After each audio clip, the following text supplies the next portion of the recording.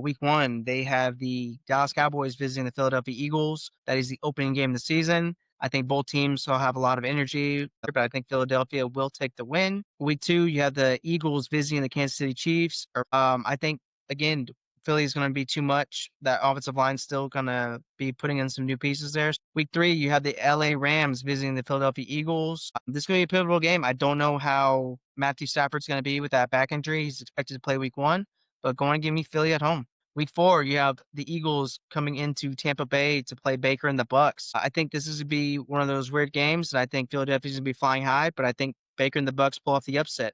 Week 5, you have the Broncos visiting the Philadelphia Eagles. I think the Broncos are going to be a great team. I think that defense is going to be a lot. Week 6, you have the Philadelphia Eagles visiting the New York Giants.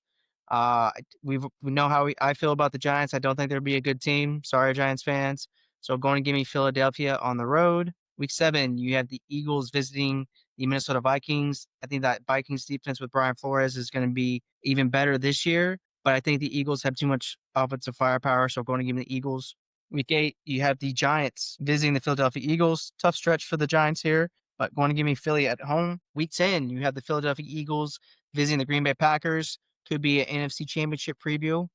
I think Green Bay, with the addition of Micah Parsons, is going to be an even better defense than what I projected before. So going to give me Green Bay at home. Week 11, you have the Detroit Lions visiting the Philadelphia Eagles. I think with Lions, it lost a lot of coach staff. Week 12, you have the Eagles visiting the Dallas Cowboys. I think with these division games, they do get kind of wonky and they're kind of weird.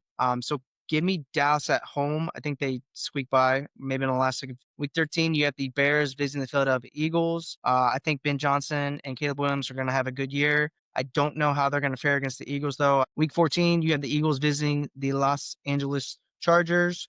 Harbaugh and company are going to have a really good defense. I think this is going to be one of those weird upset games. So going to give me the Chargers at home. And then week 15, you have the Las Vegas Raiders visiting the Philadelphia Eagles.